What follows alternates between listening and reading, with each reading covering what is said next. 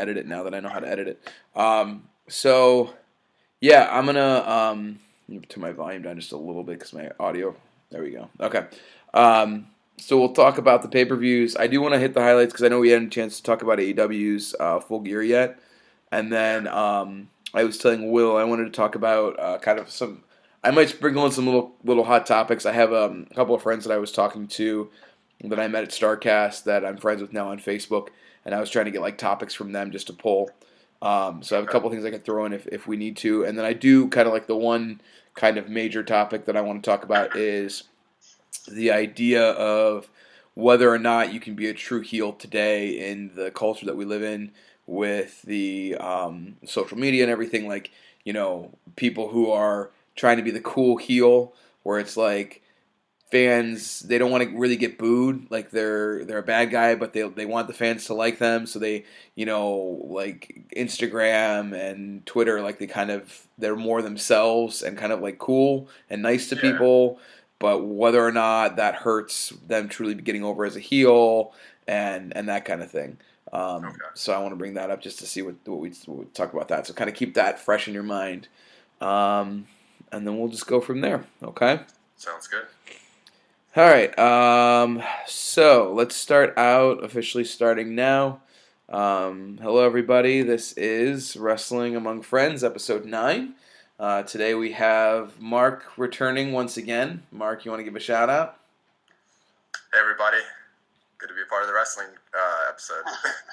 And we also have back from a vacation, a long vacation, the return of Big Willie Style. Will? I like to think of it as a sabbatical, but how you guys are The what were we calling your nickname? The African Dream, right? Wasn't that your? Yeah, the African Dream. Sorry for all the laughing. I think of Velveteen Dream when you. Okay. Oh yeah. I like Velveteen Dream. I'm good with that. You like that? Okay. Yeah. The key. Okay. He was funny, but when he fell out the ring, though. We definitely have to come up with some nicknames. I think we just got to put that on the back burner of some official. I used to be. I got one already. What's yours? Oh, that's right. You probably heard mine. Go for it. Shoot it out there. It's Hype. Hype. Yep, that's what they call me at bowling. That's what they call me at basketball. You guys can call me that too. That's cool. There we go. We got Hype. We got the Velveteen Dream Extreme over there. Extreme version. I like that. And I'm trying to remember. I think I was just Mr. J. That was what I was going by in my old podcasts. So Magic J, Mr. J.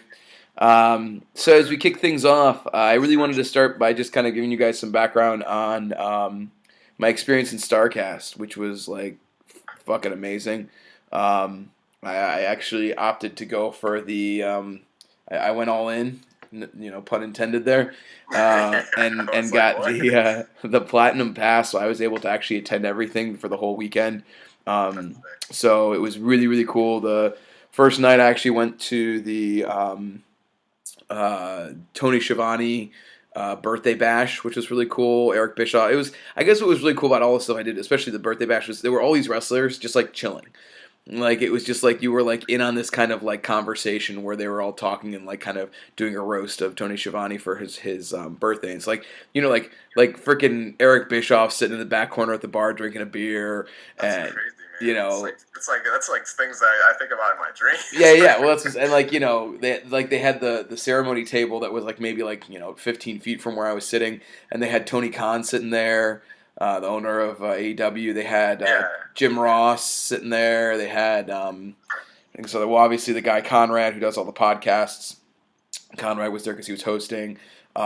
Just a whole bunch of people. Alinda Blaze just kind of chilling, drinking. And I went to the bar, and Jimmy Havoc was hanging out at the bar, and MJF came in at one point and was sitting at the table with JR and giving people shit.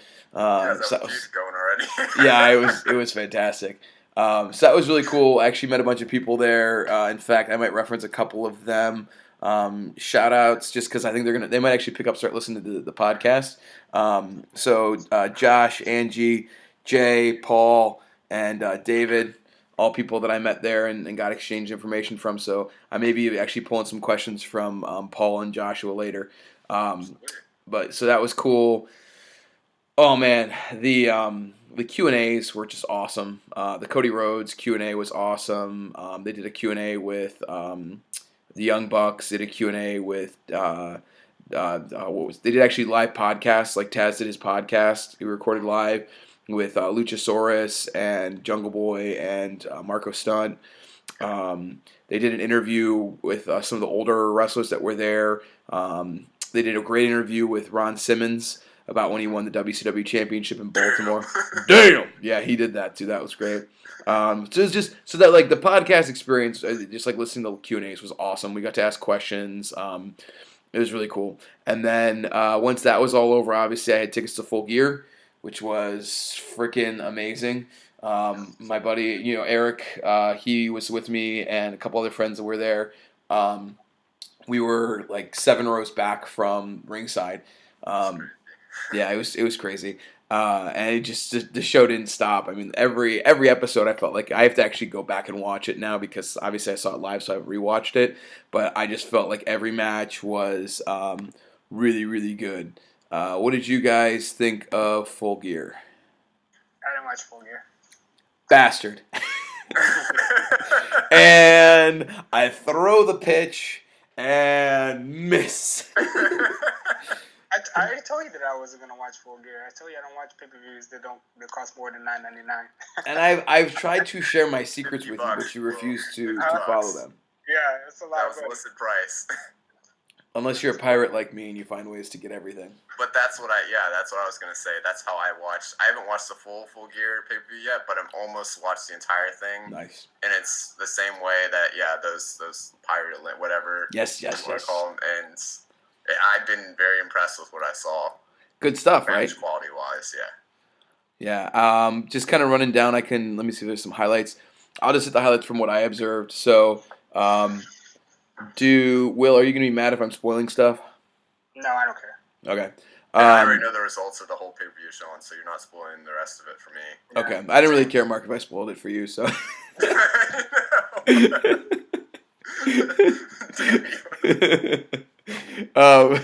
So anyway, the Britt Baker match. So here's the thing.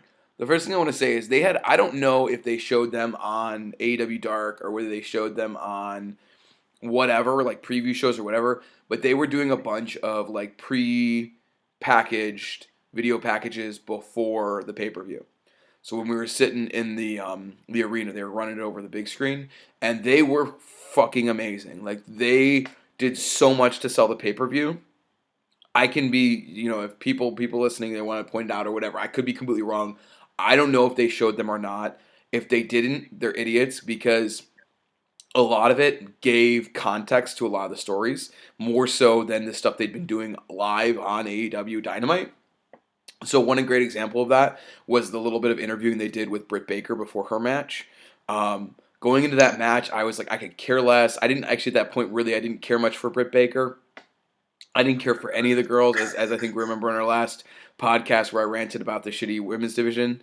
I take that back. Not really take that back because I still feel like it was valid, but I feel like they've made a lot of improvements since then. And one of these things was the Britt Baker video package, which really set up her match against Bae Priestley. And I thought her storytelling within the match itself was really strong. So I was really happy with that. And obviously the return of Awesome Kong coming out and cutting Bree's hair, or what's her name? Bae Priestley cutting her hair. I thought that was a really cool setup. So I thought that was a really good way to kind of do the preview show. The tag match, did you catch that one? The Proud and Powerful against Young Bucks, Mark? I did. How fucking awesome was that match? That was, my brother was like, whoa, what did we just watch, man? I was like, they got the tag division on lock for AEW. I will say that. Every single tag match, I don't want to speak too much badly on WWE's part, but every single tag match that I saw from AEW in the last 7 weeks or so that I've been watching, I can't believe it's been that long, has just blown my mind. Just some of the stuff they do, the quality of the match. Like, I'm rarely ever bored during a match. Yeah, it's I totally agree. I think the athletes, it's easily the best tag division. They just have the depth that's there is really strong. The involvement of the Rock and Roll Express I thought was really well done. It was Yes. interesting too because it felt like initially the Young Bucks were playing heels because the crowd was very much in favor of Santana and Ortiz. Yeah, they really were, and so it was kind of confusing, I think, a little bit. But man, that match was really, really, really, really strong. Just great storytelling, just great matchup. Adam Page versus Pac. That I was, I guess it wasn't bad. Looking back on it, it was kind of forgettable. I thought they both did a really nice job. I thought it was good to see Adam Page get his victory over Pac. Um, I still don't really know how I feel about Adam Page as far as his role in AEW. I don't know what your thoughts are on that, or Will, if you have thoughts on that, like kind of whether Adam Page is destined to be the top star of the program that they thought they were originally going to try to do with him, or kind of where you guys think Adam Page is. Adam Page is, he's impressed me. I've only seen a couple matches of his, but he's impressed me of the matches that I've seen. Just a natural athlete, tells a good story in the ring. Seems like a safe worker to work with. Do you look forward to him? Like, do you get excited when he comes out? Do you feel like you want to cheer for him? Like, is he over with you? No, not completely. He's kind of not green, but he's just kind of like another talent there that I like. Honestly, like I'm a fan of his. I would say he's in my top 10 favorite AEW wrestlers, but he's not someone that I would go to a show just to see. Yeah, Will, what do you think? I thought that they were trying to build a promotion around him. I thought, yeah, me too. Even when I used to watch him in the New Japan and whatever, Ring of Honor, Ring of Honor. He never really did it for me. Like I didn't. Everybody pegged him as the star, and I just didn't see it. His ring work is okay. It's not like phenomenal. It doesn't blow me away. And in AEW again, I thought that they were building him up to be like the guy, but it looks like right now that it seems they just keep feeding him to Pac. Yeah. And in my opinion, Pac is like killing it. He's like completely overshadowing the guy. Maybe they need to put him in a program with somebody else because Pac's not the right one. Even Kenny Omega in AEW, I don't know if he's scaling it back because of his age and he's trying to get somebody else to shine, but he's just not. He doesn't do it for me like he did in New Japan. And, sometimes with these guys, it can be the machine, as they call it in WWE, the promotion that makes them look good by what they're doing. So I'm not sure what's going on with either of these guys, but for me, Page, he hasn't proven himself yet. Yeah, no, I totally agree. I think with both of you, I think that Adam Page is. I would just say he's bland. Yeah. He's not charismatic, and I hate to say because I'm not saying he's always been that way. Because I agree with you, Will. Obviously, I've been following him for a while in Ring of Honor and in New Japan, and he was over, and I felt like he was again, like you said. I don't know what the difference is between how he was booked there versus how he's been booked in AEW or whatnot, but I feel like I enjoyed his matches in Ring of Honor and in New Japan, and I feel like I'm kind of like meh when he comes out for AEW. So it's something to keep an eye on. I'm just gonna kind of go quickly through the rest of these, just because I know if you guys have comments or want to weigh in, go for it. Shawn Spears versus Joey Janela. I think obviously that was just set up as a match for them to kind of continue their feud. I like both guys. I think they have a lot to offer. I think they have the ability to really add a lot in a future match.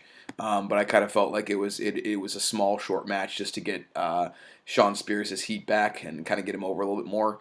So I'm curious to see where that goes. It was just meh for me. Yeah, it only went for like almost 12 minutes. That was about it. It's one of the shortest matches on the.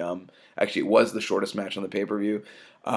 So it all was used to set up the next match, which I think will eventually be a hardcore match between Janela and Spears. And we'll see. Both guys are good workers, so we'll see how that goes. The triple threat tag match again was totally on point. A little short, I felt. I feel like SoCal Uncensored is really strong out of that group. I think it's going to be really cool. I don't know if you caught AEW this week.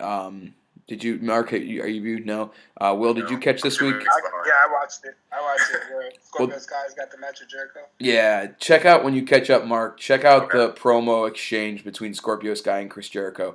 I almost feel like Chris Jericho pointed at Scorpio Sky and said, "I'm going to make him," because he got the first victory, the first loss to Jericho in AEW. Jericho's first loss was pinned by Scorpio Sky, and they had a really, really cool kind of face down conversation then in the ring that was really, really good.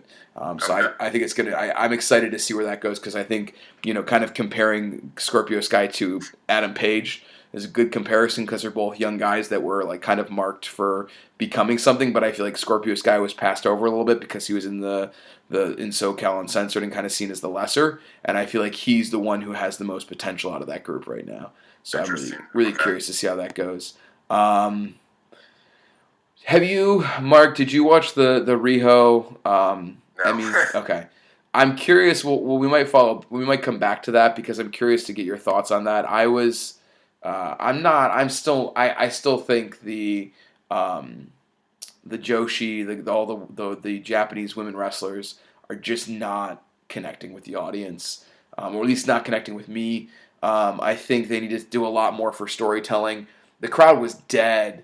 They were completely dead really? for My brother and I skipped that match. Yeah, I went to the bathroom. That was my bathroom break. Damn, that's cool. So and I told because Eric's a big Riho fan, and he was all excited, and I'm like, dude, I know you're gonna get mad, but I'm peacing out for this. And I know they put on a good match, but I know that when Emmy came out, she was dead, or they were dead. The crowd was dead. They were like, who is this girl again? Why do the storytelling was not there. So it kind of was very forgettable. Jericho versus Cody. I mean, that was huge. I love both those guys. I think they're both killing it, and I thought that Cody really in the whole MJF turn finally happening. I thought that was just incredible. Just an outstanding match, top to bottom. Cody being busted open early, it was clear that was. I mean, obviously that was not like a pre-bladed kind of prepared thing. Jericho kind of taunted the crowd for a long time, and they tried to pull the cameras off of Cody while the medics were working on him. And it actually was. He actually pulled at one point. Jericho just pulled a chair and put it in the center of the ring and sat down and just was taunting everyone. So that was kind of unplanned, but really, really incredible match. Both guys did an incredible job. I agree. And then obviously the Moxley Kenny match, that was like the crowd in Baltimore. I was reading some reviews. People were like, "Oh, what was with the crowd in Baltimore?" The crowd in Baltimore was hot, and they were hot for that match. And I do think it went a little long, but it was. I mean, it was hard to watch at times. I thought it did a really nice job of showcasing Moxley and Omega for what he was willing to do. Did you watch any of that match, Mark? Yeah, I watched the Lights Out match with my brother. That was the very first match that we watched on the stream that we got, and he and I were just completely amazed the pain and torture they put themselves through just to entertain the crowd. And then the way it ended, like, that was not your typical wrestling match, and I don't think I'll ever see a match like that again. Yeah, right. Yeah, I mean that was really good. Definitely, Will, if you get the chance to go out of your way, I would definitely say check out that and check out the Cody Rhodes Jericho match. Definitely worth. You're just shaking your head. I'm not into the blood and guts matches anymore. Getting too old? Too old for that shit? I just think it's unnecessary, and it puts the performers at risk. Not my thing, man. Okay, let's get it. That's kind of a hot topic. Let's just dive into it. Yeah, let's talk about that. That's unnecessary or needed, I guess. Obviously, we'll speak a little bit more to it. Why do you think that the hardcore matches or violent matches are unnecessary? Go. I don't think that it's nothing to do with the hardcore, or those matches are fine, but some of the stuff that they were doing in there, like, let's talk about the chair shot that Cody took. That's unnecessary. Like, it's putting these guys at risk. Yes. They're out there. The stuff that they were doing back in the 80s or whatever. I mean, the Attitude Era is a little bit different. But look at those guys. Look how many of those guys have passed on from whatever. a brain injury or something like that. I don't think it's. I think in today's society, it's just not necessary. You don't need to do it. I don't like to see it, and yeah, it's not for me. Mark, what do you think? Well, I agree with Will to a certain extent because I just feel like these guys are going a little bit above and beyond their call just to entertain, and yeah, they're putting themselves at risk. Like you saw like some of the damage on the I did watch a little bit of that, the AEW after the following up after what was it, Full Gear, and I saw like the back of Omega, and he couldn't even compete, and he just looked like he went through absolute hell in one wrestling match, and like the title wasn't on the line or anything. It was just more of like a pride type deal, and it was a great match, but at the same time, yeah, the performers don't need to put themselves through that amount of hell. Yeah. This is fun because I get to play devil's advocate here because I disagree. I think that a couple of things. I want to explain. I want to clarify that I don't think like unprotected chair shots are good. Like I don't think that's a good shot. And to be honest, there weren't many that I recall in that match. But like I think I agree with you on that front, Will, in the sense that like especially with the concussions the way they are today, I think that chair shots to the head, that kind of stuff is uncalled for. That said, I will say that part of what I've learned in kind of the death match and in the hardcore match stuff is they're grown men. They know what the threat is, I guess, the danger, and a lot of them opt to do it. So it's their choice. So if they're choosing to do it, I think that that needs to be taken. Like he's shaking his head. I think that needs to be taken into consideration. I also think that a lot of what was done, my guess is a lot of what was done in the match was gimmicked. So like the glass, I don't think was real. The barbed wire, I think definitely on the out. My theory is the outside of it was definitely barbed, but the inside, I think they might have like sanded down some of the razors because the way that some of that stuff happened and the way it fell, they would be torn up, like they would be bleeding profusely with some of those bumps if it was legit, especially the scenes with the glass where they were like crawling through the glass and stuff like that. I think that was clearly hard to watch. gimmicked glass. Again, I don't know. I mean, obviously, if it was real, then that's pretty incredible. And in my opinion, if it was real, then maybe a little bit unnecessary. But I do think that on rare occasions, in rare, like maybe once a year, because I think it does lose its value if it's overdone. But I think that it's a different type of match, and I think that for real big blow off, feuds and things like that, I think it can happen on occasion, and I think that there's a place for it. All right, Will, you're shaking your head. Go for it. Everybody has their opinions, but for me, I want these people to be as safe. They're grown men and they know what they signed up for. I don't really, because you don't know what happened in the backstage. You don't know what kind of pressures they were under to do that, especially in that industry.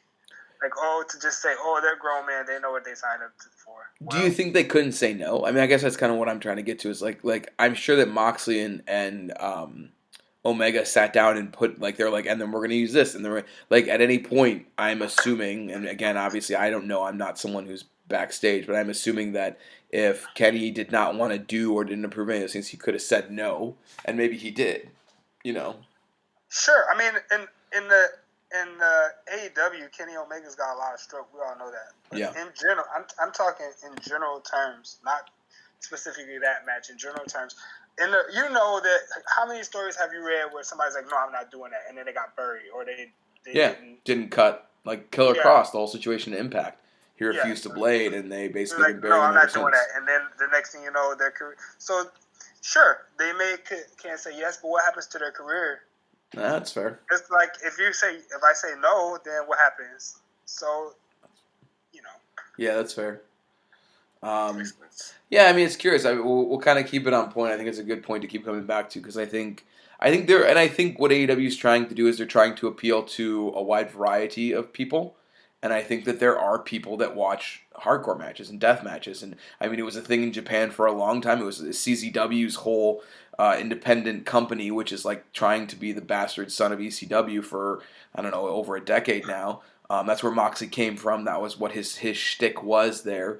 There's an audience there. I mean, it wouldn't exist if there wasn't an audience for that. And so I think that they're trying to also cater to that audience. I mean, I don't think it's any different than the young kids trying to do, crazy flip spots where they're flying out of the ring and cracking their heads. And, it's the same type of mentality. Granted, Moxley and Omega aren't like, kids who are trying to get over. But I think that, that's what a lot of people, why certain people are as independent wrestlers, are kind of like, I can't flip. So, but I can, go through a table, or I can, do this to get a quick pop. I still think that's part of, the reason that people do it. I don't know. Thoughts on that?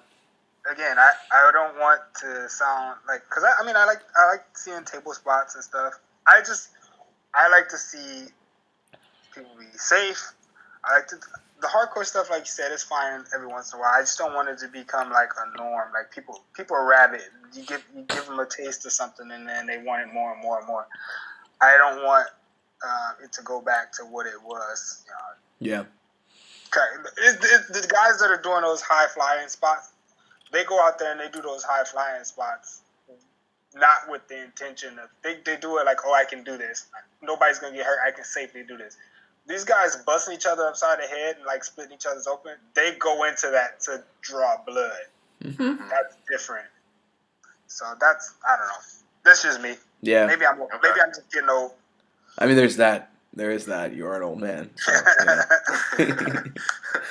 All right. So I guess just because I still want to hit a couple other topics, just to kind of hit the highlights. Why don't we just kind of roll NXT and Survivor Series into one topic? Any highlights or things that you want to talk about?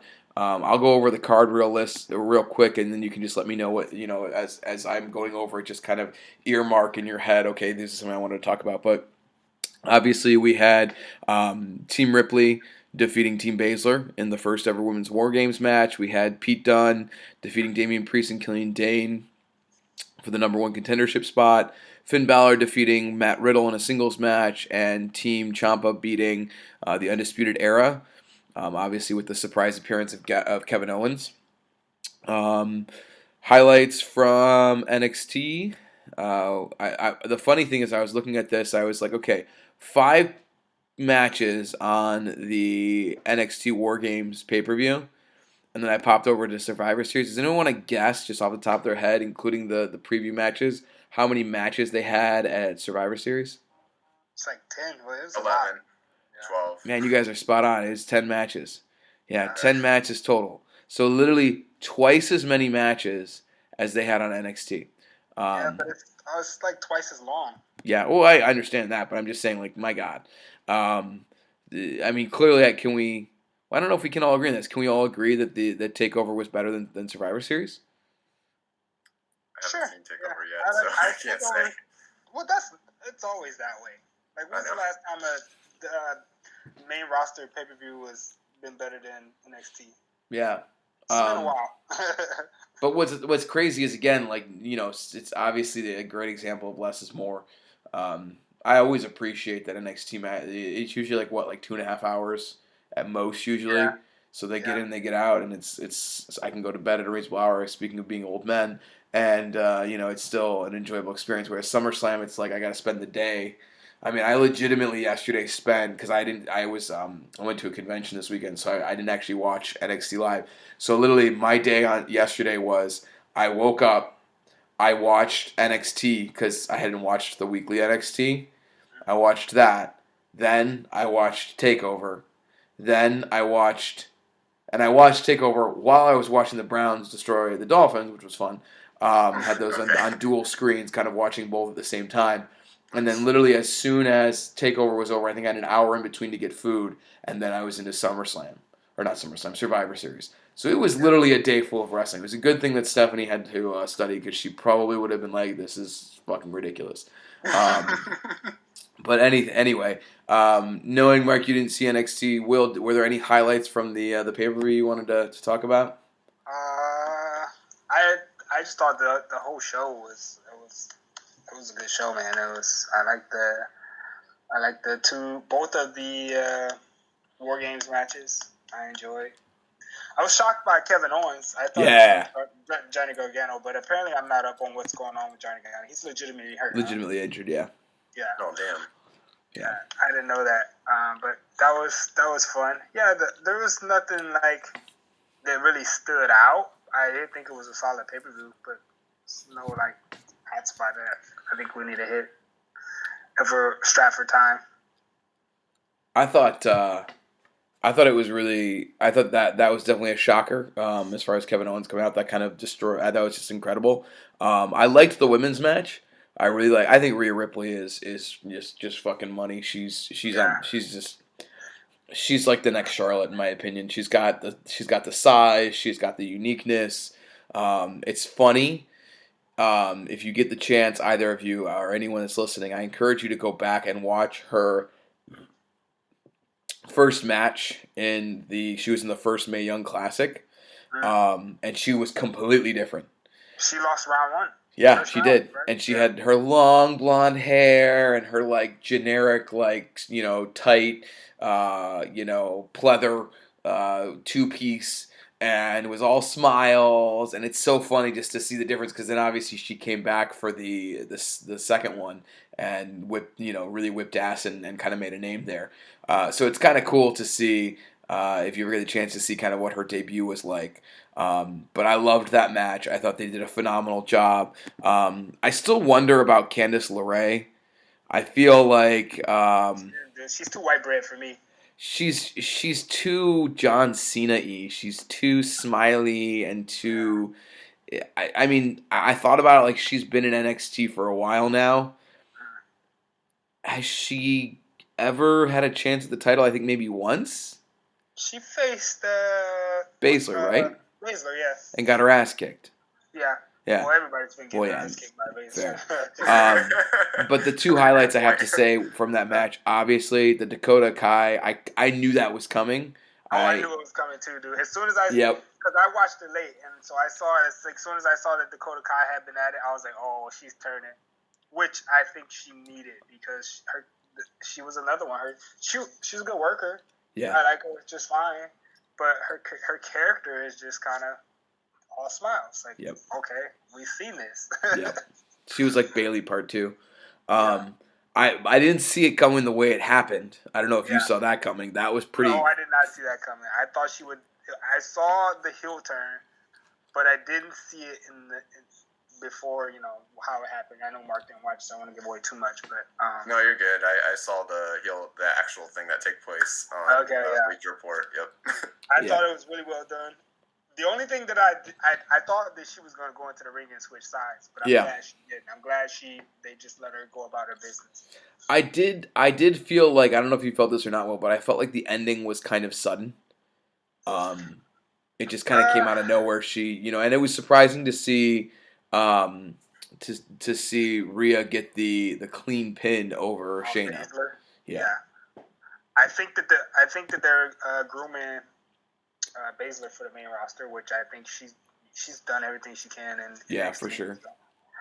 And I think they're grooming Rhea to be the main, which she deserves. Speaking of Mae Young Classic, not Mae Young Classic, but when she beat Toni Storm for the title, I was like, why? Yep, I was the same way. Because Toni Storm was the hot ticket, and now I'm with you, like, she's probably the best thing, one of the best things going in the women's division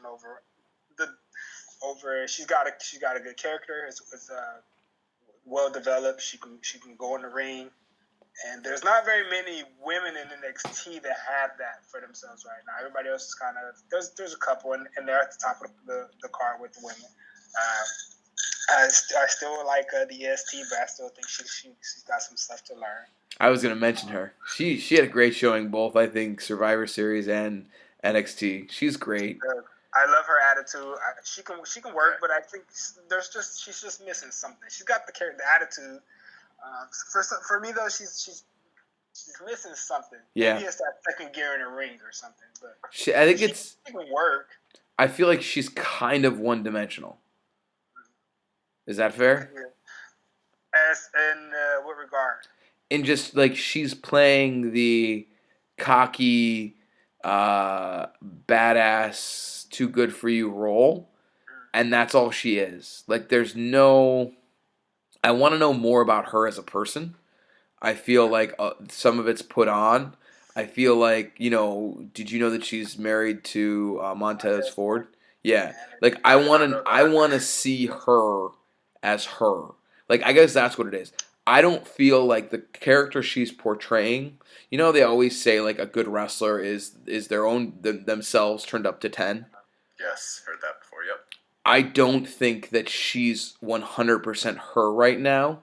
And I think that's what's missing. I think if she was real, I think if she if she just cut like a promo where she was real and not pretending to be a character, I feel like she'd have it. Sure. That's fair. Because I mean, athletically, she's incredible. She's one of the best women. I would say one of the best women wrestlers in the WWE now as a whole. I think her pound one of the strongest. Oh, easily. And I think her personality is fun. Like I love like when she comes out of the ring and she's like skipping and like and I know that that's part of who she is too. So I think there's an element of it. But I think if she truly wants to become kind of like the person, which I think she could be, I think she needs to be more her, more real. That's what I think. But yeah, no, I love the women's match. The women's match was strong. Obviously the other matches were fine for what they were. The men's match, Ciampa is just fucking on point. I don't know what's your reaction to Ciampa right now. Me? Yeah, you. Dude, I didn't realize you're so small. Yeah. Going to not skipping ahead too far, but going to the next page, some Survivor Series when he was in the ring with Randy Orton. I was like, God, he's short because he's pretty well built, but he's a pretty small guy. He's about the same size as Ricochet. Yeah. And I think that, but man, his work rate, his character, his just like swagger in the ring, dude. Yeah, I like Ciampa.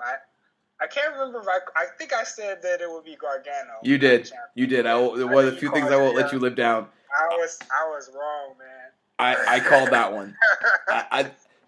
We play this game. I think we mentioned in the past podcast with Mark. Just so you know, pretty consistently, Will is the one who predicts the breakout star.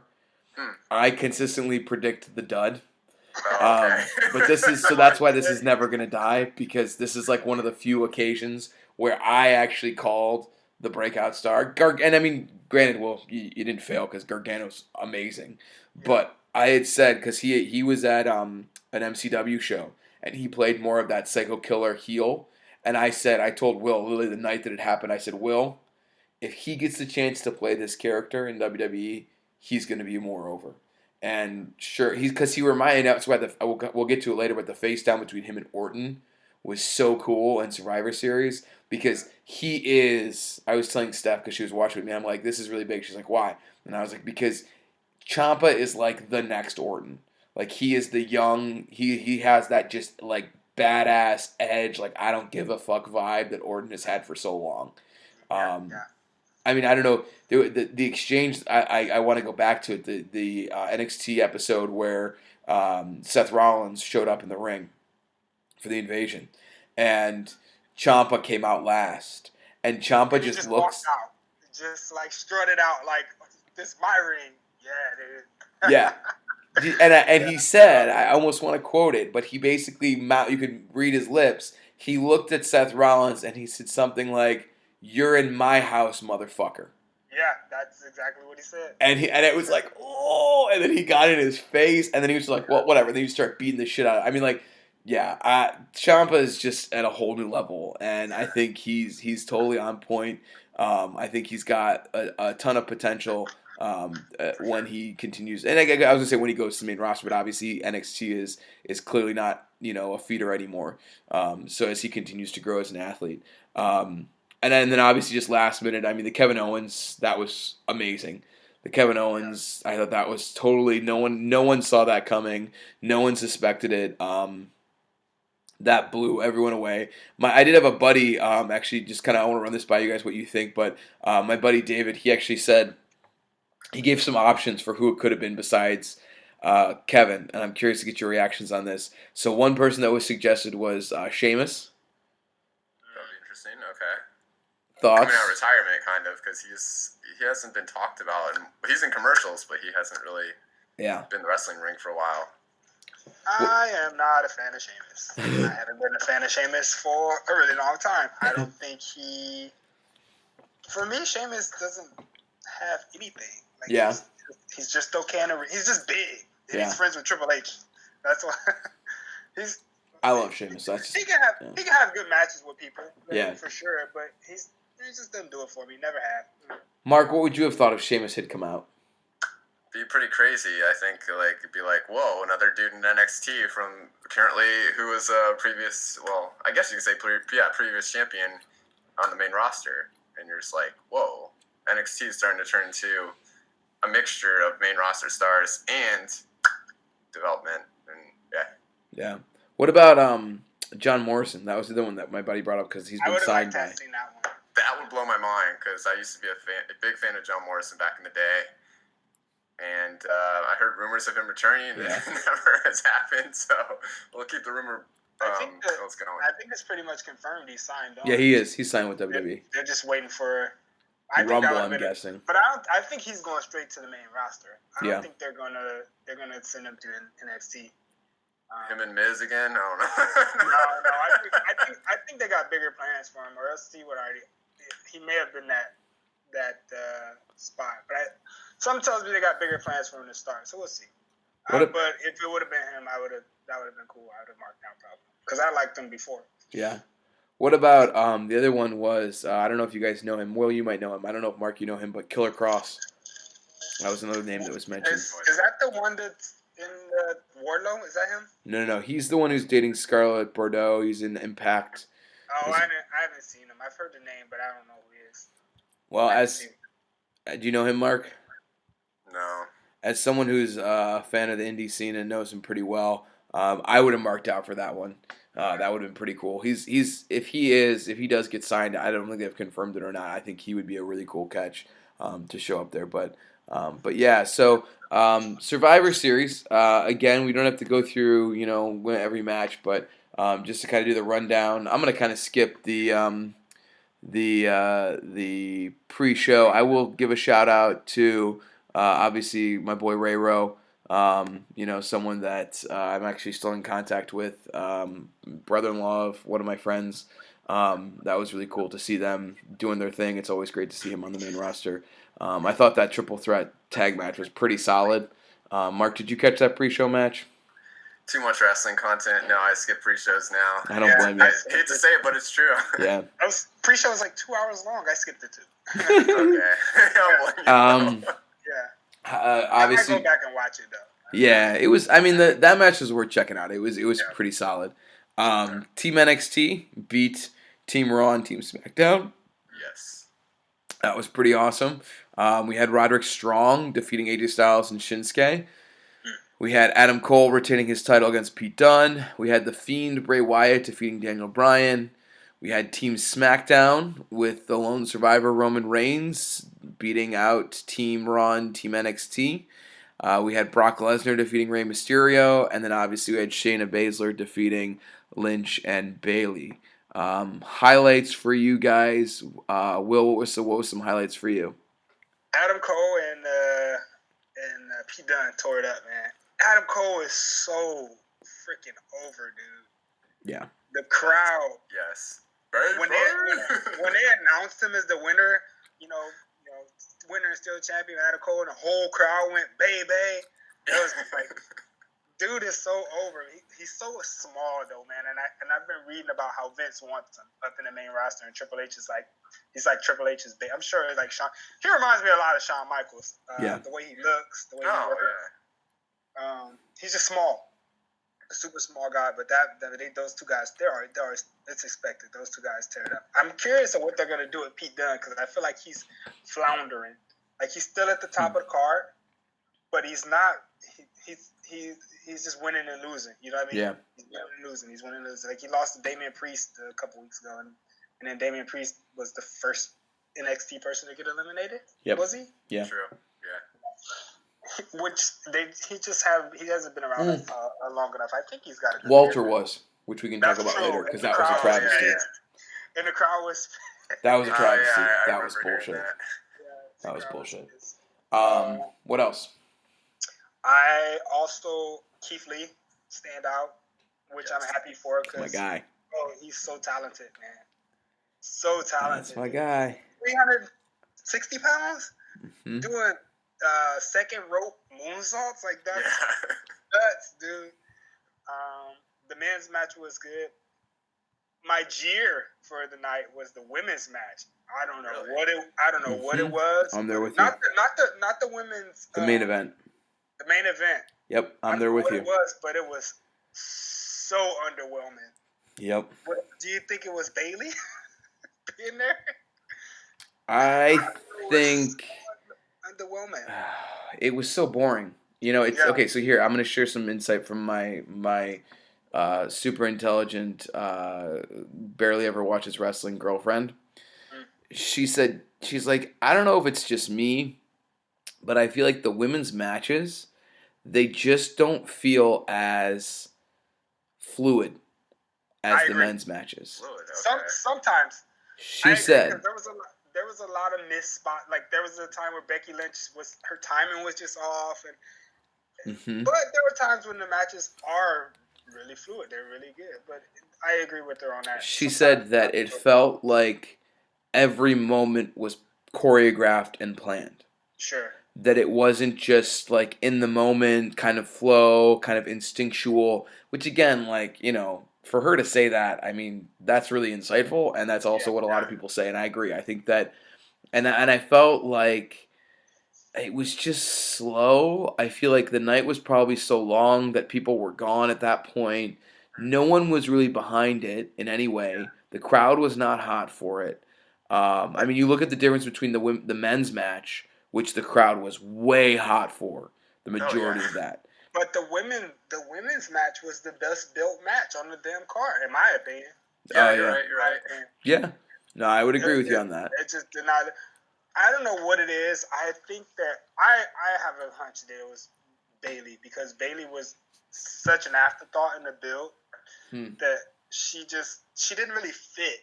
She was a champion, but she didn't really fit. Champion by default, kind of. Yeah, she's the third champion, so she's got it. She's in the match. But in that match, for me, I felt like that would have been a much better match if we just saw Becky Lynch and Shayna Baszler. But they don't want that so Which I soon. think they're building to that. I say it's too I early. think so.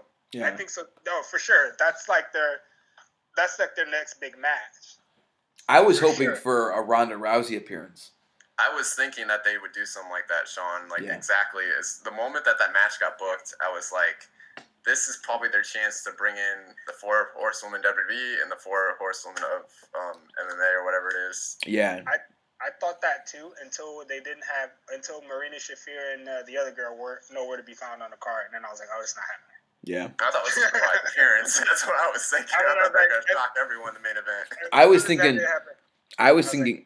Oh, sorry. Go ahead. Well, finish. Go ahead. I was thinking what was going to happen. I told Stephanie this, that I thought that like Becky would be killing it, and then music would hit. Ronda Rousey would be on the ramp. Becky would turn. Baszler would take advantage, choke her out, and then the rest of them would clear. The rest of Charlotte and all of them would come down, and then the rest it would just be a 4 horsewoman to face off. Because I felt like it would have been genius because obviously there's been nothing said about Rousey. And I thought, she's been gone for a while now, and this is kind of like one of the big shows, and this would make sense. Like it just felt like it would make perfect sense for her to show up and be like, "Fuck you!" Like you screwed me out of the title, and now you're trying to fight my friend. Yes. So I thought it was a missed opportunity. Now, granted, obviously, I don't know what Rousey's up to. I mean, obviously, last time it's reported she was trying to have a baby and whatnot, start a family. But, like, I feel like if WWE had any chance of pulling the trigger on that and they didn't, That's such a missed opportunity. I disagree. You disagree? And here's why. Go. Ronda Rousey's got so much star power. I don't like her work in the ring. Everybody always pays. I don't either. Everybody always praises her work. Like, oh, No. she's gonna. I'm like, it's awful. Like every time she throws that like arm drag, I think she's gonna rip the person's freaking shoulder out of their arm, or their arm, whatever I'm trying to say there. But I think that the presence of Ronda Rousey would have overshadowed Shayna Baszler. And I'm okay with that. And I'm not okay with that. Shayna Baszler's 10 times, 100 times better than Ronda Rousey is in the ring. The only thing Ronda Rousey has is that she's the bigger star. Yeah. Yeah. In the world outside of professional wrestling. That's accurate. Yeah. Mark, what are your thoughts? Well, I would say that it was definitely Baszler's moment to shine in that match. I have not seen Baszler's work previously, and I was pretty blown away by her, just her presence in the ring, her natural, the crowd ate it up too. So, yeah, to quote Stephanie, she literally said that when she saw her, she's like, that girl scares me. yeah, she scares me too. I don't know what it was, because she's been in the wrestling business for a while now. But when she was in the Mae Young Classic, I said to you, Sean, I was like, she's so green. Like, why is she going? She was. But she wasn't really green. I think she's just some nerves. Because she had been around for a while. I would agree with you. I think she was green. But then when she started, like, the more and more I saw her, the more I was like, she got better. She's got it. Yeah. She got good fast. I did not want to like her. Yeah. Straight. I mean, I think we had these conversations. Like when she was just kind of starting in NXT after the Classic. They took her to the top. I was like, no, this girl's no. Like she was. I still agree. I think she was green. I don't think it was nerves. I think she was green. I don't think she understood the craft. I don't think she understood the storytelling element of it and the pacing. And I think she just was off. And I think that she definitely learned it, and she won me over. And I do love her. I think she's outstanding. But I think that in the beginning, I did not want to like her. I was like, no, doesn't work for me. Yeah, I was the same way. Why? Why are they pushing her to the moon? And like, if she had won that first Mae Young Class, I would have been so pissed. How about that men's match? That was good stuff. Men's match was good. Obviously, I wasn't expecting Keith Lee to go to the end. I was expecting Matt Riddle. No, I wasn't either. I was expecting Matt Riddle to go to the end. Oh no, I was expecting Ciampa. Yeah, I expected Ciampa. Oh, Ciampa too. I actually thought Ciampa was gonna win the whole thing. I did too. Same. Yeah. So boy. I was actually for that, but I thought Riddle would be in there somewhere just because of the way he looks, and I know that Vince. I know he's high on Keith Lee, but I'm not sold on the fact that Vince is high on Keith Lee yet, just because of the way he looks. He's a big guy. Dude, Keith Lee.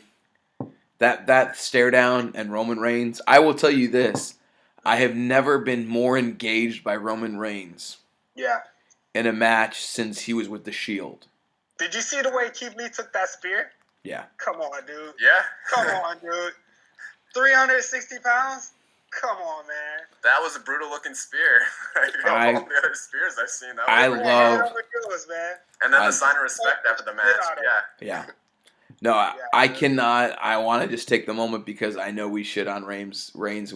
I've shit on him quite a bit in the pre leukemia, but definitely was not a fan. And he did everything to a T last night, and was outstanding. And I remember I was actually in the one group that I'm a fan of or a part of in Facebook. They were like, I was following the feed, and they were like all freaking out, oh fuck that Roman Reigns, blah blah. And I'm like, you know what? No. I felt like everything minus the Walter elimination, I felt like everything was done really well in that match. And I thought that Roman Reigns should have won. I would have probably been not upset, but I would have been not as feeling as good as I did had Keith Lee won, because I think it is too soon. I think that they pushed him just enough, and he got over. He way got over in that match, as I think all of the NXT people got. I like Damian Priest was keeping up with a lot of those guys. It was really cool to see. I like Damian Priest. I like the character. I like he's a big, tall guy, and he can do some I like his kicks, and I like Damien. I think he'll be just fine. Yeah. I hope so. Just fine. I hope so. I will say that the Walter elimination was just stupid. It made no sense. I don't think either. Will, you kind of follow NXT UK? Yeah.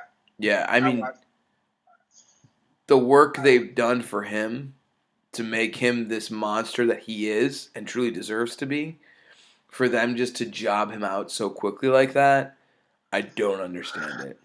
Was it McIntyre? Yeah.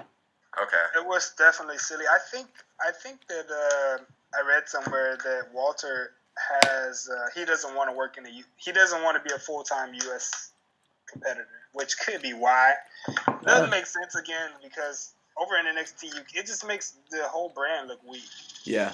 Like when you got this guy, he's decimating guys over in the UK, and then he comes over here and he's like, I feel like he didn't really get a chance to show what he could do. Yes. I wasn't as impressed, and I don't even know his work, so yeah. That's and not the crowd loves him. Yeah. The crowd loves him, so. Yeah. No, I thought that was. They booed the shit out of it. I was like, wow, this dude's over. Yeah.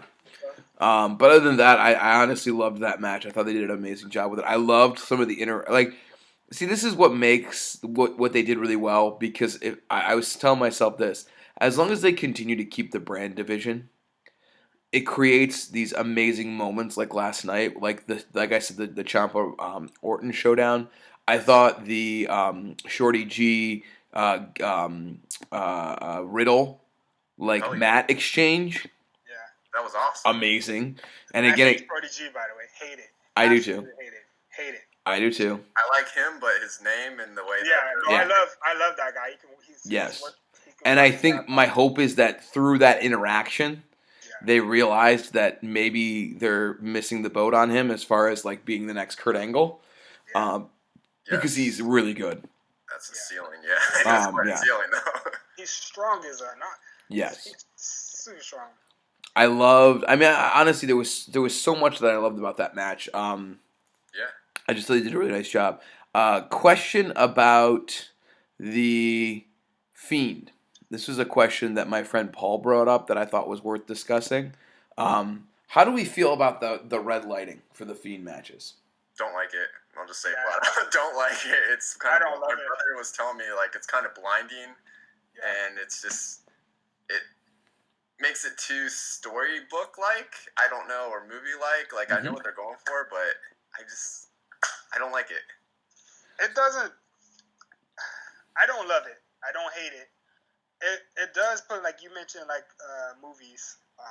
You know, when I watch some movies and it's really dark and it's like, what the hell is going on? Like you're trying to figure out, you can't see anything because it's dark outside. That's kind of what the red light reminds me of. It's like, man, it's so dark. Like it's hard to see. I get it what they're trying to do, but I don't think he loses anything if you go away from that. It's like they did the same thing with Kane. That's what I was going to suggest. People are making comparisons, and it's like, it's kind of like we already did it. Why do we need to do it again? Yeah, but I do like the Fiend. I do like the character. Yes. I think it's a great character. It's different, and it does go to show you that characters do still get over. Yeah, their character. I would like to see some of the things that I've read on the discussion board that I'm a part of on Facebook as well. It's just like kind of general discussion is. I would like to see Bray Wyatt and The Fiend. I think there's a lot to say in having Bray Wyatt wrestle some matches versus The Fiend wrestle some matches. Just because I think it's an interesting dynamic. I think having the, at one point, I'd read something about where someone was fantasy booking and saying, like, what if Bray Wyatt woke up and was like, where did I get this belt? Like, not even aware of what the Fiend's actions are. Yeah. Kind of. I just think there's a lot. With Seth Rollins on that Firefly Funhouse where Rollins burnt it down, and he's like, why are you doing this to me? Yeah. And he's beating the holy crap out of him. Yeah. I think that. I think there's a lot more psychologically that could be explored with that, which could be interesting. I thought Daniel Bryan did a great job. Daniel Bryan's always amazing. He's always going to put in the work. I enjoyed kind of the match itself. What? That one, he's one of your favorites. I think he's everybody's favorite.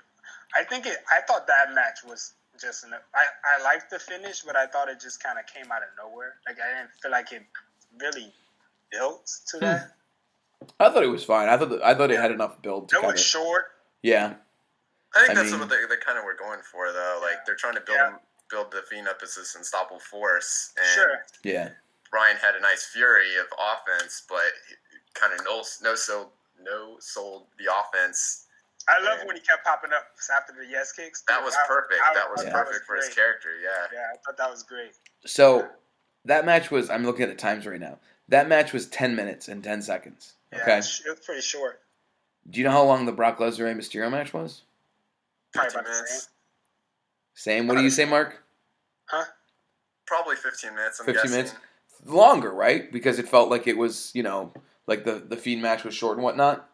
Yeah. 7 minutes. 7 minutes? 7 minutes. Wow. They got a lot done in 7 minutes. Yeah, they did. Yeah. But yeah, 7 minutes.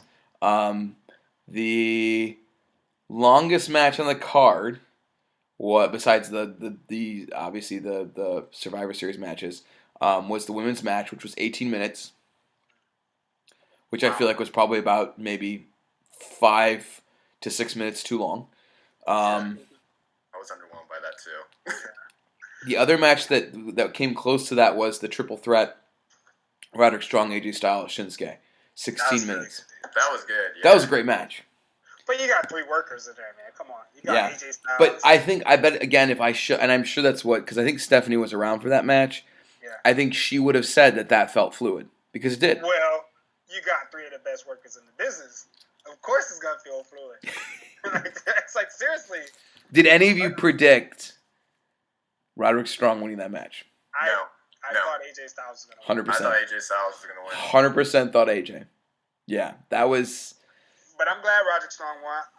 Though Roderick Strong for me, and I felt the same way when he was in TNA, because I watched him back when he was in TNA, he's missing something. He can go in the ring, but his character is just not like... He doesn't have the charisma. I just don't think he has the charisma. Yeah, that's it. Sure. And I think it's a limitation that I don't think there's any solution to it. I think he's always going to be a mid-card to occasional, heavyweight challenger. Yeah. But never victor. I just feel like he just doesn't have the charisma. Yeah. Very skilled wrestler, but does not have the charisma. Yeah, I mean, overall, I thought Survivor Series was really strong. I enjoyed it. I think it's the first WWE pay-per-view that I have enjoyed since I honestly can't even recall a time. Wow. So what do you think is the future for NXT? Because obviously they worked really hard to put them over. Do you think that viewership's going to go up? Do you think that, part of the other conversation that some of my friends were suggesting was, this was the first week that NXT won in viewership. Yes. Not in the demographic that they wanted. Obviously, they did not win in the, males age 18 to 30. 35. 35. I'm still within that range, all right. But they didn't win that demographic, which is like, oh, that's the demographic I'm saying. But whatever. They won. And what's funny is when I was watching NXT yesterday, I understood why. It was, if I was watching between both channels, I would have stopped on NXT because of all the interesting interactions, the run-ins, all of that was really, really cool. I thought I would honestly go as far as to say, outside of the Scorpio Sky segment, that's really all I kind of key highlight remember from the week before, this past week. I think that NXT was a better show. So how do you guys feel about NXT kind of going forward? I think that I'm glad that they I think that AEW is the best thing to happen in NXT, if that makes sense. Because I don't think that would have happened if AEW wasn't not kicking their ass. So you think that Vince and whoever, everyone involved, opted to have NXT be the strong one coming out of the Survivor Series just because of competition? Well, I think that the reason that NXT was inserted into that whole Survivor Series thing was because of the competition. It was a way to get eyes on these NXT guys because the viewership's not there. They don't have the same number of people interested in NXT. So I think that the inserting that in the whole debacle in Saudi Arabia was the way to get eyes on it. Sure. And then I think them going over strong was somebody saying, all right, we're putting him in here. Now we can't bury him. We got to make him look good. So, yeah, I think that's what happened. And so, again, competition is good for business. Yeah. Yeah. Mark, what do you think? I felt like the pay-per-view as a whole was just a way to showcase NXT on a bigger stage and kind of see where the reactions would come from, and if people weren't able to perform at their highest, like it was really just a way of getting eyes on the product. In NXT as a whole, I think it's better that way by getting those extra viewers. Because me per se hasn't watched any NXT episodes, and now I kind of want to check out WarGames just based on what I saw last night from what was it, Keith Lee, the Dakota Kai thing with I don't remember. So Mark, you want to watch NXT coming out of Survivor Series, and that's what they did that to me. I was just gonna say that's the thing I love about Mark and kind of where you're coming from. Is that you represent, in a lot of ways, why I love you on this podcast, is you bring that quintessential WWE mainstream fan. Obviously, because of my influence and corruption, you're finding your way into AEW and other things and kind of realizing that there's this bigger world of WWE or beyond WWE. But the thing I love is that and that's one of the reasons that I love bringing you on for the podcast, is that you can bring this perspective of you're the only one of my friends, okay, be it good or bad, that consistently keeps up with WWE. You are the mainstream fan. Like, you are that fan and that's why it's so great to hear, because you're basically showing us the effects that Survivor Series had for NXT. That's cool. That's cool to be a part of that. Yeah. And I think that it's cool to see that because I know I've always been trying to sell you on NXT, and you'll catch a few matches here and there, and you had to sell me on NXT though. What? You had to sell me on NXT. I did. Yeah. Because you were like, you need to watch NXT, and I was like, I'll get around to it, and then I started watching it. Yeah. And then, but conversely, on the flip side of that, I haven't watched an episode of Raw. I tend to catch more often than not, but SmackDown, especially since they moved to Friday nights, it's harder to catch it. But since they've been in the bed with this NXT thing, I've been watching it. So conversely, for me as the fan that likes the content, I started watching more of the main shows. So that's it worked. It went both ways, I think. I was interested in seeing what the NXT guys was going to do next, because I'm rooting for them. Yeah, and that's the thing. I think so. Okay. What were you going to say, Mark? Sorry, I cut you off there. I was going to say, Will's kind of on the backside of where I'm at. Mm-hmm. Yeah, so we're like, our roles are kind of switched. Yeah, that's cool though. I think that brings a different voice to the podcast. Yeah. I think that I think it's all good things for NXT. I remember at one point I was like, I was like, well, maybe I'll start watching NXT. I actually considered that after watching this week's show this week instead of AEW, because I am curious, and I think that I always go back to the point that this isn't about competition. This is about us as wrestling fans having options. It's about us as wrestling fans just enjoying it all. I think I told you a while ago, like, I came to a point of realization with WWE that I'm not the audience. I'm not, despite it, as much as WWE tries to be like, oh no, we want this audience and that audience. Like, no. When you boil it down, the audience that WWE is trying to go for is the wholesome, simplistic, basic storytelling audience, or the family, the kids. That's their target. And once you realize that, once I realized that, I can't really hate on WWE because at the end of the day, they're catering to that audience, and they're doing a good job of it. I was talking to someone at the convention I was at this past weekend. I went to the ECW Arena is in Philadelphia, as many of you know. It's about a 2-hour drive from where I live. I go to these conventions called the Icons of Wrestling, hosted by Collector Fest. I think they do like 2 to 3 a year. I've been going. I don't think I've missed one in the past 3 years. They're just great events to go to meet wrestlers. But they always do line it up with a House of Hardcore show as well that night. It's a good experience. But ultimately, the point I'm trying to get at is, I was talking to someone there, and I said, I can't wait for when I have kids, and I take them to WWE. And that's when I think my love for WWE will kind of come back, because I'll be able to see what it's like to watch it through the eyes of a child, which I think is, again, like, I know, like, I'm hesitant. I would be hesitant to bring my kid to an AEW show. I'd be hesitant to take my kid to an independent show, because there is stuff there that isn't necessarily wholesome or things that you want them interacting with on a daily basis. Whereas WWE, like, I feel like I could turn it on and I'd be okay with it. Like, he would get it. He would be into it. He would love the show and would be a fan of all the different, big, larger than life characters.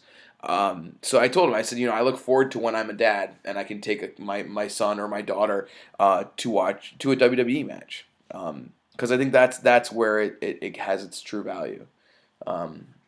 Well, what were you? You were kind of shaking your head a little bit there on something. I was just agreeing with everything you were saying. Yeah. I think that's absolutely true. The fan that they're just looking for the casual fan. Yeah. So I feel like there's more casual fans than hardcore fans. Yeah. And the casual fan, like you said, the casual fans that bring their kids, they're the ones that are spending money on the merchandise. Mm-hmm. So. I think the nerd spends more money, though. Huh? I think the nerd spends more money. I don't know, dude. I've never bought anything from WWE. Well, you're not a true nerd. It's all that no kid, no girlfriend money that's sitting there burning a hole in their pockets.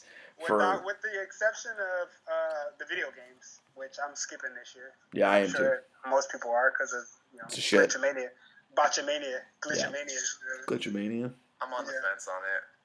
Every year I buy it, so it's I don't know. This is the second one I didn't buy. I didn't buy 18, and I'm not buying this one. Don't buy it. It's a complete nightmare. Even with all the changes that they're making. There's no changes though. I mean, like, outside of like the women's story. That's the reason that, because I'm with you too, Mark. I if they added enough roster or if they did enough new things, I might check it out. But literally, what I've heard is it doesn't play much different. They added the women's storyline match. Sounds cool. Yeah, I mean that they've got like 8 new characters. I mean, like, really, when you think about the roster, it's not that much. And then when you hear about all the horrible glitches, it's not worth it. Maybe renting it at least. Yeah. At least I can't like, because if there's content that I want to go through, I still want to at least play it at some point. See, this is why I love you, Mark, because you are that like loyal, diehard WWE fan, and it's great. Go ahead, Will. You and me 3 years ago. Not buying a WWE 3 games 3 years ago was like completely unfathomable, and now I'm like, I'm not buying it. I didn't buy 2K19 until probably July. Yeah. Okay, Black Friday I got 2K18 and 2K19 on the last 2 Black Fridays, and I hardly played any of them, which is I didn't even open 2K18, I think. Yeah, there you go. There you go. So last topic before we wrap up, because I do want to get to this last topic. The issue is, I've been holding on to this one. I want to start doing this a little bit more often, just to give kind of listeners some updates that check this out on occasion as we kind of try to build our fan base. One of the things I've been talking to you guys about is kind of cycling in different people. So again, kind of as we go forward with episodes, I'm going to try to get some new voices in here as well and kind of cycle people in and out as we go from topic to topic. But one of the things I want to try to get to is I want to at least have like kind of like a more, I don't know, like general topic to talk about, because I don't always want this. Like I always, when I try to sell this to my friends, I say, listen, I'm probably not as good as a marketer as Mark is, because Mark's like all about that marketing. He's got it down. Thanks. My thing is like I do this for you guys. This is my way of connecting with my friends from far away to talk bullshit about wrestling. That's what this has always been. That's always been the passion. And I could care less whether there's one person listening to this besides us. Like I do not. It's not in my motivation, but I do understand kind of the value of, as I was sharing it with my friends that I met at StarCast and other friends that I have in the wrestling world. I feel like I want to at least differentiate a bit from what is kind of the standard podcast, which I think everyone and their friend has a wrestling podcast. Whatever it may be, and they talk the dirt sheets, they review the shows, like it's all the same. So outside of the people that are our friends that listen to us because they're friends with us and they appreciate our opinions, I do think there's a need to kind of differentiate a bit. So one of the things, like a couple of things I'm thinking of going forward is, one of the things that I talked to Mark about in the past on the last episode was, and I still will get back to it, is picking like an episode, like a match to dissect, because I think that's a little bit different. I think it's cool. It's a cool way for us to watch matches that maybe were from the past, and it's kind of a cool kind of bringing different perspectives on it. So I do want to kind of just say, and from our last podcast, I do want to get back to you, Eric, and me, maybe for at least the next one. That might be the one we talk about for the Rey Mysterio Eddie Guerrero match. Will, you missed that. We talked a little bit about the Halloween Havoc because it was around the anniversary of the Mysterio Eddie Guerrero match. Did you ever see that match, Will? Yeah, you know it. It's pretty iconic. So like I do want to bring that kind of segment back, but the other thing I wanted to do was also bring like a more kind of general topic to talk about as something that's a little bit different. So the topic that I wanted to bring up today was the change in culture. Wrestling has become very different from the days that we used to watch. I think, Will, you're probably the one that's been watching it the longest. You were watching it as a kid, 80s, Hulk Hogan, that kind of stuff, right? Mm-hmm. Yeah, I don't know, Mark. When did you get in start watching wrestling? I want to say Sunday Night Heat, 1998. Okay, so you were about me. So like we're about the same, like 98, 99. Something like that, yeah. Attitude Era. Okay.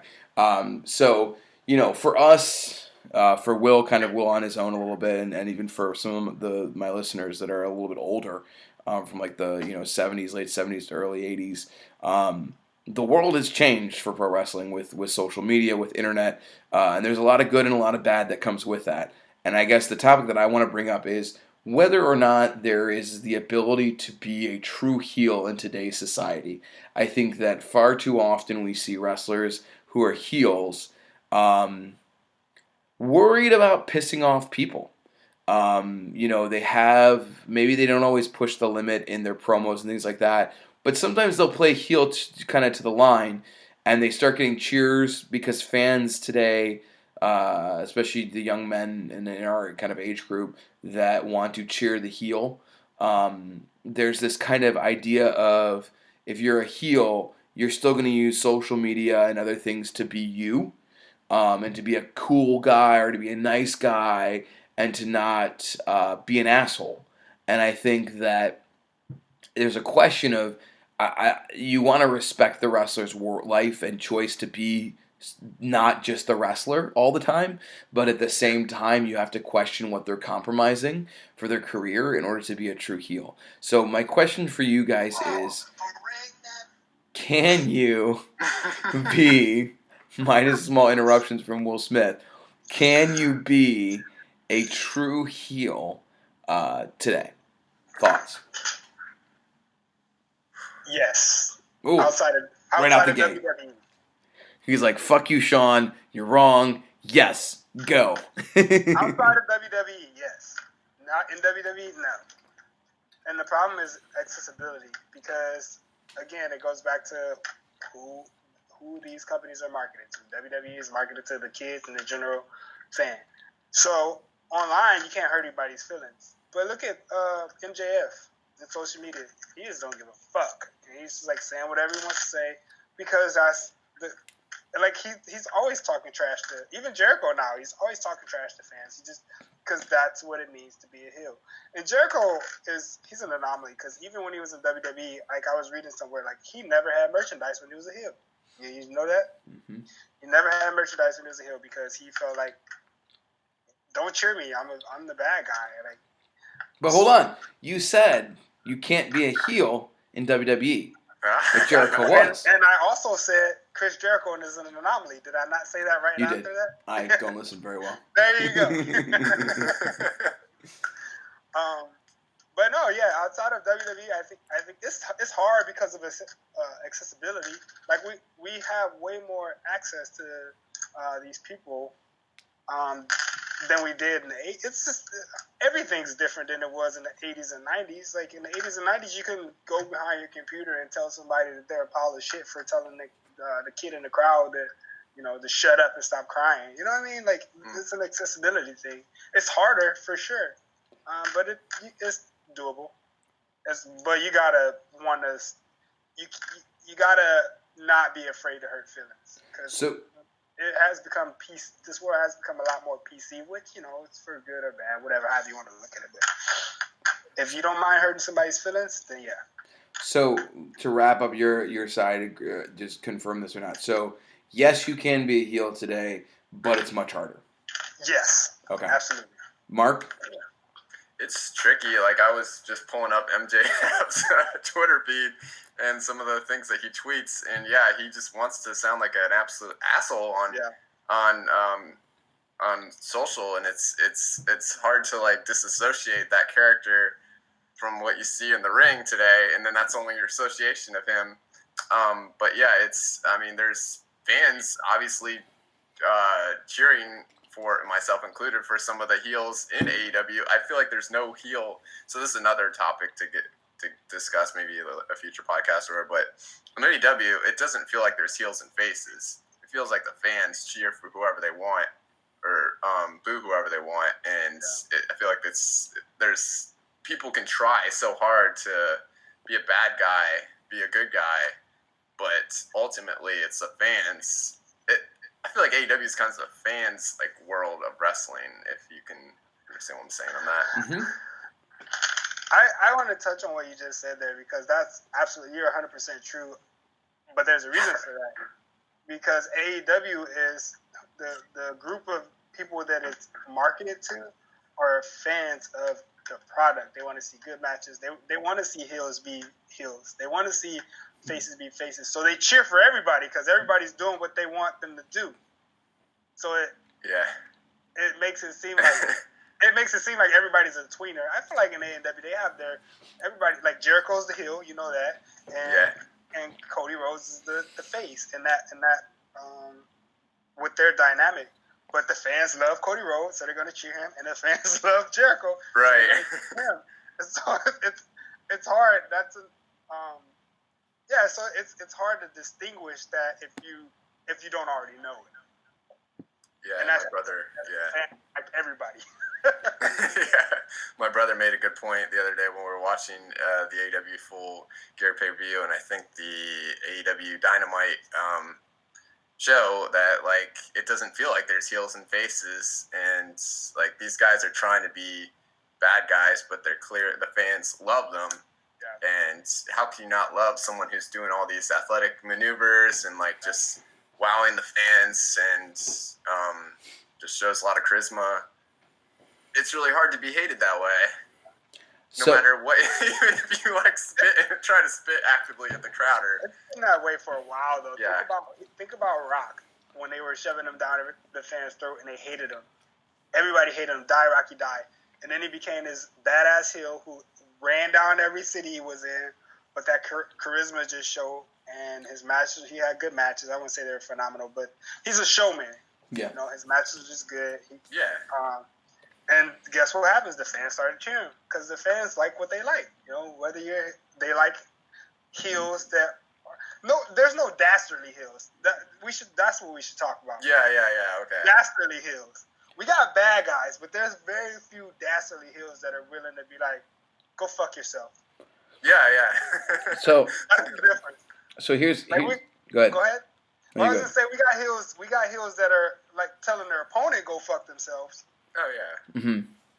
But that's cool. Huh? But that's cool. But that's cool, right? But there's not a lot of. I can only think of two, MJF and Jericho right now, that are doing that to like the fans, like, go fuck yourself. You know what I mean? So I'm just like sitting because I'm just thinking about everything you guys are saying, and I'm gonna come in hot here, okay? And that I rarely will, like, I get frustrated. I listen to a lot of podcasts about wrestling, and I get frustrated when people shit on the smart fans. So I just want to disclaim that because I'm about to shit on the smart fans. Here we go. So I do. I hate it. I feel like there's a lot of, I hate to say this, but smart fans. Like there are fans who are considered smart marks who are good fans. I think there's a lot of shitty smart fans. And here's where I'm going with this. I cannot, and don't get me wrong, I was this way at one point. The reason that we can't have heels today, it's like that old saying, we can't have nice things. The reason that we can't have heels today, I think there are heels, and I think you're right, I think there are exceptions. But the reason we can't have heels today is because of the fans. It's because of the smart fans. It's because of the smarks. It's because they refuse to cheer for the good guys and boo the bad guys. It goes back to this. I remember when I first started listening to, I don't listen to him anymore because he's way too pro WWE, but I used to listen to Sam Roberts' podcast, and he used to always pride himself on saying, cheer the good guys and boo the bad guys. And I was like, fuck you, Sam Roberts. Like, I'll do whatever the fuck I want. I'm a smart mark. I'm going to cheer who I want. I'd go to all my independent shows with Eric. We would boo the super baby faces, and we would cheer the heels, and they would be pissed at us because we weren't supposed to cheer them. Like, I get it. And then I started making sense of it, and it's true. You need to lose yourself in it, and you need to boo the bad guys. You need to. And you need to shit on them, and you need to not like them. Now, granted, I'm not saying this isn't a two-way street. I think there are far too many wrestlers today who don't want to rock the boat, who want to get over, who want to sell merchandise, which I think is the real big factor here, because it's how they make money. They want followers. It's dangerous for their career to become an asshole, to alienate fans. And I think that's why today they can't do that. And I think part of it is because it's like I said, it's a two-way street. I think far too many fans are booing Roman Reigns and they're cheering The Miz or they're cheering Dolph Ziggler because they know he's a good worker. But you know what? You're not making Dolph Ziggler or The Miz happy when you cheer him. You're pissing them off. They are there to piss you off. If you appreciate their work, then you cheer for them. You boo them if you really appreciate their work.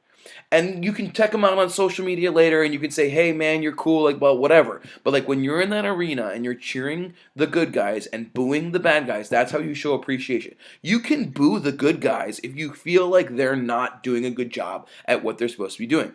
But the same thing goes back to John Cena. We booed John Cena for 10 years. Okay, maybe not Mark, because Mark's like the biggest Cena fan ever. But we booed John Cena for 10 years. And I'm not going to try to defend that because the product was shit at the time, but we probably should have cheered Cena, and it probably would have made our lives a little bit easier because that's what you're supposed to do. Because John Cena was not a bad worker. John Cena was not a bad character. Roman Reigns is not a bad worker. Roman Reigns is not a bad character. It's because we're mad at the system that we choose to boo him. And that creates... You need to... The system has to take some of that responsibility too. Yeah, that was the point I was trying to make. You know what? I would listen. Stop force feeding them. Yes, they need to follow the organicness of it. The fact that Daniel Bryan is over, so you move to that. I used to hate. I wish I could exchange some messages with Vince Russo because one of the things that Vince Russo has said multiple times that has pissed me off is he said, "Yo, bro, we never changed it for the fans. We did what we wanted to do, and the fans followed along." No, that's a horrible Vince Russo impression, but it's the best I can do.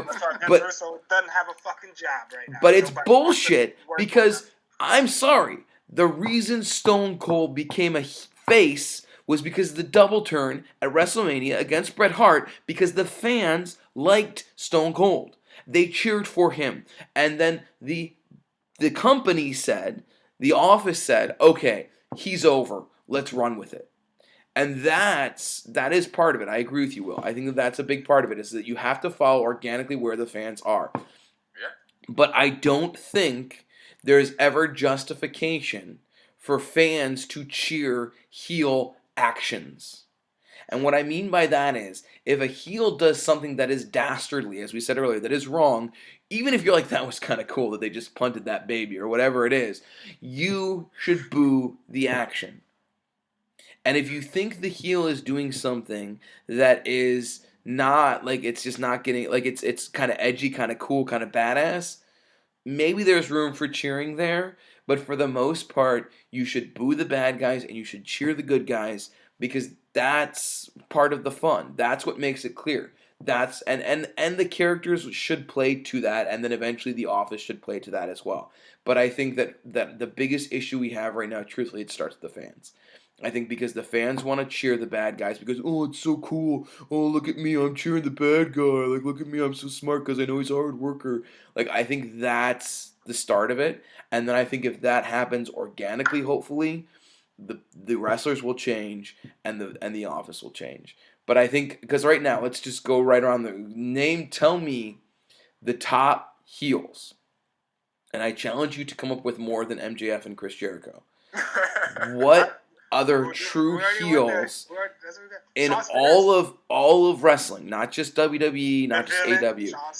What other? Okay, go ahead. So what other heels, true heels, do you see out there? But he's a cool heel. You're Who? Right. He's a cool heel. You're right. And I said that when Who? No, I said that when I was making my point that MJF and Jericho, they're like the only two that are like the Corbin. heel. Huh? Corbin is not a. Corbin's getting cheered now a little bit. Corbin, people just don't like Corbin. He's got X-Pac heat. No, I disagree. I think Corbin's getting there. I think Corbin is an asshole. I think Corbin plays that asshole in social media. I think he plays that character on WWE. I think the reason he's not over as a true heel right now is because the fans are assholes and they want to cheer for the good guy. It's because they just don't want to do what they're supposed to. They don't like no, I think Corbin has it. The other one I was gonna say that a lot of you probably don't know, just because I know him more from a podcast, but is Disco Inferno. If you listen to his podcast with Conan, he's a heel on that, and he did some really great heel stuff on Impact, where he basically, was doing intergender wrestling with different girls, and they were beating the shit out of him, and he was playing a true heel. He does not care. He does not give a fuck. Like, he is that character in his social media, on the internet, as a wrestler. He literally does not care. He plays a character. I'm trying to think who else I would qualify. Anyone else that you can think of that qualifies as, like, trying to really play a true heel? There isn't. I can't think of a lot. Sammy Callahan, for an Impact reference. I think, he doesn't really care what people think. He was kind of made to be that way, though, because he hit that guy in the eye with the baseball bat. Mm-hmm. What do you say to that? You're a heel. But doesn't change the fact that you may be right about it. Yeah. But I guess I think what? I can't think of a lot. You got not very many. Point. You can count them on probably one hand. There's not many. The biggest disappointment as far as heels go at this current situation is Miz. I thought Miz, there was a period of time where Miz was total playing it hard, being an asshole, and then he just slowly kind of catered to fans. And Ziggler's another example of that, tried to, but then just really just, He had a family. I think Miz having a family changed his whole wrestling character too. Yeah, I think the WWE ruined that. They ruined an opportunity. They did, and I think it's a combination of both. And they ruined the opportunity, and I think you're right, Mark. I think that part of having the family and kind of how he uses Instagram. They want to make that. Ooh, but here's that one. Was after they already ruined it. Here's one. That just exacerbated the situation by. There is one. There is one that was in WWE, but not since he made his return. Ciampa. When Tommaso Ciampa was doing his thing with Johnny Gargano and came out to no music. I mean, I remember when he first returned and they just booed. Do you remember that? He came out and he didn't even say anything. He came out, it was deafening boos. He picked up the mic, he dropped the mic, and he went back. Like, he was a heel. He played a heel. Obviously, once he makes his return. Working with a white hot baby face. Tell me somebody else has got a pleasure of working with a white hot babyface, and then I'll show you. Yeah, well, that does make your character better though when you're working with someone who's getting the equal amount on the other side of the fence. Yeah. Yeah, that's fair. Doesn't take away from it, but that was the ultimate face. I mean, you can't get any more like this guy's the bad guy, this guy's the good guy, and we're playing it that way. Yeah. That was those two together. They did a really good job with that.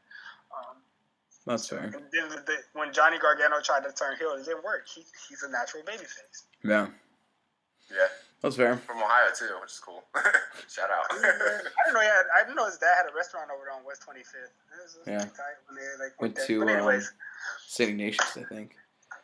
He went to St. Ignatius, yeah. Yeah. But yeah. All right. Well, cool. Well, good topics. Next time we meet up, I'm thinking we may do a December show. We may not. Just depends on timing. We'll probably pull some different people in. We'll see how it goes. And, hopefully everyone who's listening enjoyed the show. Mark and Will, I appreciate you both taking the time. We got the hype, and we got the Velveteen Dream Extreme guesting. I like that, the Velveteen Dream Extreme. Yeah, I think that works for you. I appreciate you guys. As always, it's nice just to catch up with you and shoot the shit on wrestling. Before we go, I want to say that the biggest disappointment for me about this whole NXT thing was that Velveteen Dream is injured. That's it. Yeah, that's fair. And for me, it's Lars Sullivan. No, I'm just kidding. Fans are missing out on the Velveteen Dream. He's one of the best things going in NXT. Okay. Yeah. All right, brothers. I appreciate you. We will check in a little bit. And thanks again for all those who are listening to Wrestling Among Friends, Episode 9. Have a good night.